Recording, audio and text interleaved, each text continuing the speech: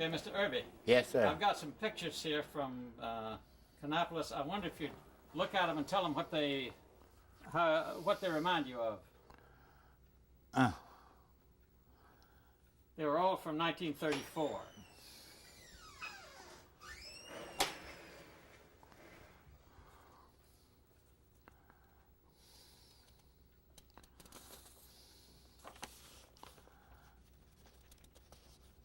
That's your guards. Nice.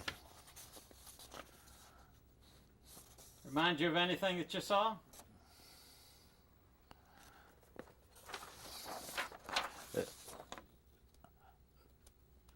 This first picture reminds me of a bunch of children I saw standing around up there. Yeah.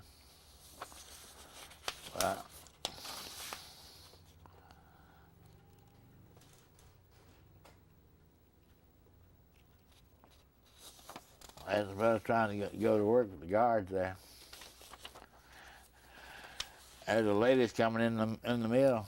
That lady's coming in the mill with the police standing at the door.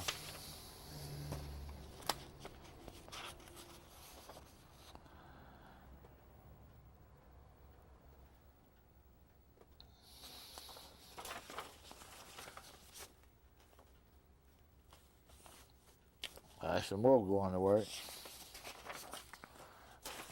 The guard still has the more going to work, but the guard's standing there.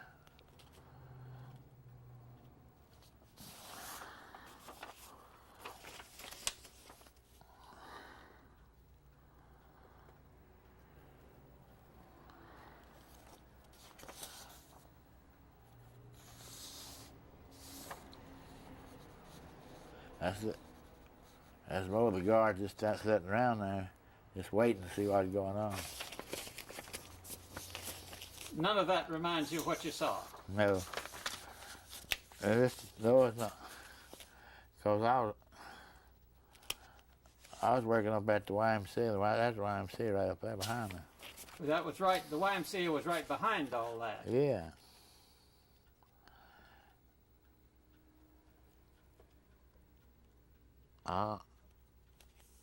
District prayer, that's what the prayer.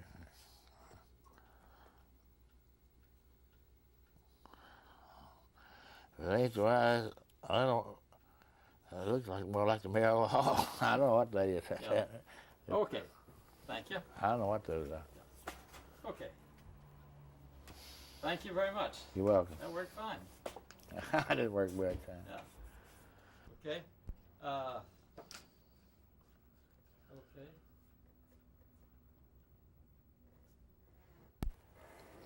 How long have you had this shop? I've been here? Yeah.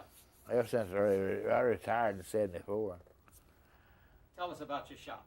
Oh, I just sit around in here. I lose money sitting around here. I lose money to have something to do with friends come in here. Well, most of my friends have died, passed away, they come in here.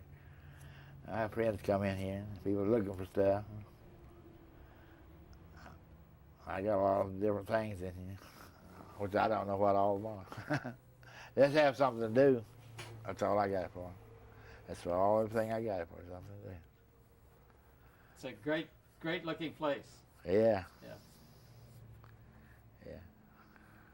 I just have a feeling that if you come in here, you have a feeling somewhere in this place is exactly what I need. Yeah, that's right. A lot of people, a lot of stores, they send people, a lot of people send them up here because they know they can find it in here. They find things I didn't know I had. Yeah. But I guess I was supposed to retire at 77 anyway. But I tell you, I don't see how men stop working. You got to keep doing. You got to keep going, have something to do all the time, I think. It needs something. I don't know. What about your family? My mother and father passed away, and my oldest brother, three of my brothers is dead, and I have a sister's dead. I have one brother in Concord. He never comes to see me, though. He is tied up in Concord, and I have one sister in Kannapolis, see me, and one at Fayetteville. That's all I have. And your children? I'm not married. I'm nobody but myself. I don't want nobody to tell me what to do.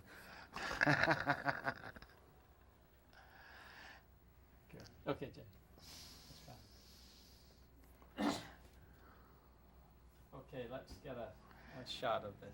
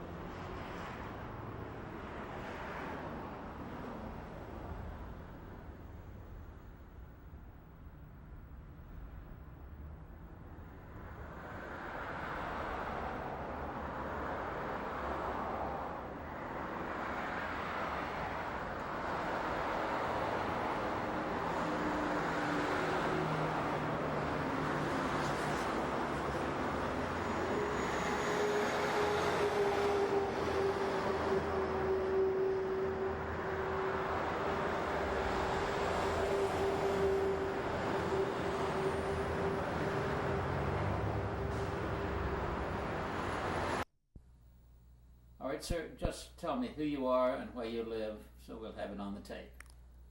I am Clyde Deitz. I live in Belmont, North Carolina. Now, Mr. Deitz, could you tell me where you were born and how you got into textiles? Well, I was not born in Belmont, but my family moved to Belmont from western North Carolina when I was a very small child. Of course, my first years in Belmont were spent in school. My work in textiles began with summer work when I was in school and hoping to go to college. I spent 2 summers working in a textile mill, working at night from... Stop for a second. How's that? That's much better. Okay. Rolling. Okay, now just tell me how you got into textiles. Well, I grew up in this textile town, and as a high school student... Let's do it again and name Belmont, all right? Oh, yes. I grew up in this textile town of Belmont, North Carolina, and as a high school student hoping to attend the university, a friendly overseer gave me a job in a cotton spinning mill in the summer of 1929, and again after my freshman year in college in the summer of 1930. I felt fortunate to be able to work because jobs weren't easy to come by in those days. I really don't remember how much I earned, but it was probably $5 or $6 a week. But $5 or $6 a week could buy quite a bit in those days. Now, tell us about the next time you worked in textiles. After going to school for 2 years, going to college for 2 years, I dropped out to recoup my finances, and again a friend gave me a job in a hosiery mill, which was a fairly new enterprise in Belmont. And I remember quite well what I earned then. I was paid $12 a week. It was a very attractive wage because most of the people who were working then probably made less than 10. So, Do you remember when the NRA came in? well, I went to work in March of 1932. NRA came into the picture about a year and a half later, I believe. I don't remember exactly, but I'm sorry, because I can tell you that, and then you can incorporate it. It Okay. came in June of 33. in June of 33. Yeah, let's start again then. All right, sir. All right. I went to work in the hosiery mill in March of 1932 and worked continuously thereafter. The NRA came into the picture in June of 1933 after I'd been working for almost a year and a half. I don't remember how that affected me personally, but I know most of my fellow workers got an increase in pay because the minimum wage was somewhat higher than the wage they had been earning. Now, could you tell us about the codes and how you were in management by that time, and could you tell us about how the codes affected management? Well, I really wasn't in management in the strictest sense, though I might have been called a management trainee. So I was interested in the effect of the NRA from the management point of view, even though I was a relatively low-paid worker myself and still only about 20 years old. As I recall, there was some degree of stimulation in business when the NRA came into the picture, probably because of the anticipated increase in prices of goods. So we had somewhat more to do for a while. Unfortunately, this stimulation to business didn't follow indefinitely, and after 2 or 3 years, I began to wonder whether small businesses like that I was engaged in had really benefited from the changes that had come about. Now, I believe you were connected with the Chamber of Commerce there at the same time, weren't you? Well, we didn't have a Chamber of Commerce at that particular time. We did later, but we did have civic organizations, and I did some of the usual things that are requested of one about heading this drive or heading that drive. So, and I was also interested in what was going on in the town, as was my employer. So we were not uninterested in the economic status of citizens of the town generally. Most of the cotton mills in the town had villages where their employees could live. The hosiery mills did not, and were dependent on people sometimes who lived in mill villages or sometimes lived elsewhere. One of our concerns was housing for our employees, because there wasn't any excess of housing in the town for industries other than cotton yarn spinning. Now, at that time, and certainly right through the 30s, a lot of the Chamber of Commerce type thinking, people were doing things to try to get more industry to come to the town. Do you recall any efforts like that to try to get more industry into Belmont or make the atmosphere more conducive to business? There'd been an interest on the part of Belmont's textile leaders to diversify somewhat. One of their endeavors was to bring a plant that would mercerize cotton yarn. They attempted to run it themselves but weren't too successful, and then leased the plant to a northern company called Aberfoyle Manufacturing Company, which ran it successfully for many years thereafter. Another attempt was to build a weaving plant. South Fork Manufacturing Company grew out of that effort, but their endeavor to operate a weaving plant in Belmont again was unsuccessful, and it was converted to a yarn spinning plant, which seemed to be Belmont's particular forte. Did they do anything about saying increasing the supply of water or lowering tax rates, or did they give people tax and holidays for a while or anything like that to get industry to come in? To get the mercerizing operation going in Belmont, the people who banded together to finance this undertaking also built a water plant, which a company owns even to this day and supplies water to the entire community. The plant has been expanded many times, but it's still privately owned and supplies water to the community of Belmont and to other enterprises that have followed. Perhaps one of the principal things that took place in this connection was the building of a dyeing plant that followed in about 1930, and then another one in more recent times. Well, now, do you recall any special concessions that were given? So his level is all right, right? Yeah, if I can just have him speak once so I can hear him. All right, just cite your name again. Just Clyde Deitz. Yeah, perfect. good. All right. We're rolling. Okay, back to the efforts of people in the town to get industry to come in. Well, the people in Belmont who had their fortunes invested in the cotton textile industry, I think in those days were aware that the cotton textile industry might fall on hard times, and they looked for other things to do that would diversify the risk, so to speak. One of those things was seeking things that were connected with textiles, like finishing the yarn, dyeing the yarn, even weaving it. Some of those things were successful, some were not. Another endeavor that began in the late 20s was the building of hosiery mills, and 2 or 3 were started in Belmont in those days, and 2 of them continue successfully even until today.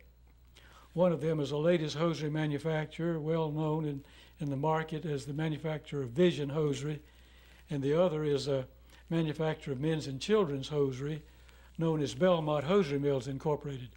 That was a company with which I was affiliated in its beginnings in the 1930s.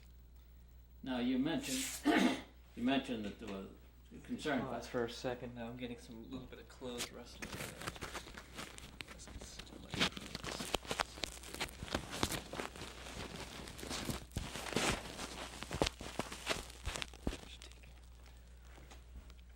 Like just a little bit shift your weight. Yeah, that was nice when you gestured with your hand. Yeah. On the mic now, it won't have any more popping sounds. Okay. Do you want to redo the thing about Belmont? Yeah, maybe we better do that. All right, sir. Just talk about Belmont's efforts to get other industries in. Many of the men who had their fortunes invested in cotton spinning in Belmont, I think felt that the future was uncertain there, and they sought other types of investments that might spread the risk, so to speak. So they, first of all, built a plant, the purpose of which was to finish cotton yarn, make it more marketable. That was called a process called mercerizing. Another plant was devoted to dyeing cotton yarns. They even built a plant which would be for weaving cotton yarns. Some of those endeavors succeeded, some didn't. Another effort was toward entering the hosiery industry. This took place in the late 1920s, and ladies' hosiery manufacturing concern was started, and also a sock manufacturing concern for men's and children's socks was begun in the late 20s. Now, so many people in the South seem to think that all of this happened only because Yankee money was coming in. Could you talk about that? Well, the efforts of this nature that took place in the town of Belmont were all with local capital.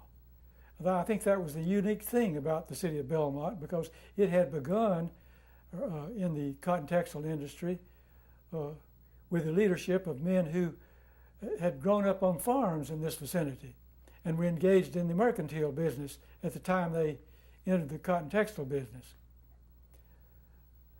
And as the cotton textile business progressed, and it did make rapid strides during the teen years, it accumulated capital for these other endeavors. The years between the two wars, World War I and World War II, were far more difficult, and the accumulation of capital then was not so easy, but some did take place. And your local banks then were able to carry that along as well. The bank in Belmont, in fact was called the Bank of Belmont, was also a local enterprise, capitalized by the same men who were leading the textile industry.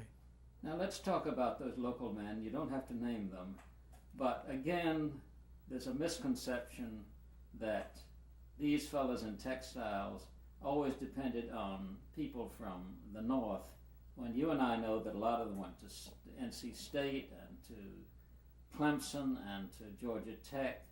Could you talk about where those young men got their training and got their ideas? Well, one of these young men who started with the mills in Belmont about early in this century had worked in other mills outside of Belmont. And he came here to join two men who were in the mercantile business.